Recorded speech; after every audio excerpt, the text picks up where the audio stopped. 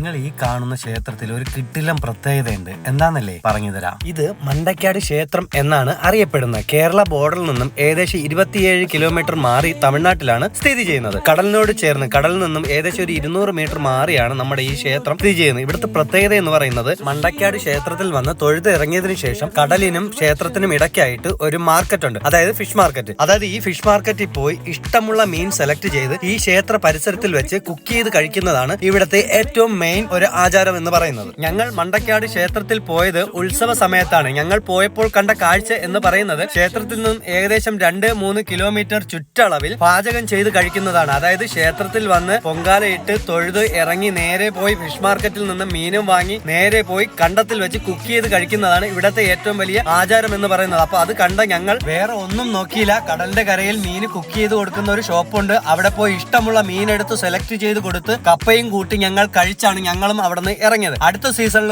ഉറപ്പായിട്ടും നിങ്ങൾ പോവുക, എങ്ങനെയുണ്ടെന്ന് നോക്കുക. ഈ ക്ഷേത്രം സ്ഥിതി ചെയ്യുന്നത് നമ്മുടെ ബോർഡറായ കളിയിക്കവിളയിൽ നിന്നും 27 കിലോമീറ്റർ മാറി തമിഴ്നാട്ടിലാണ് മണ്ടക്കാട് സ്ഥിതി ചെയ്യുന്നത്.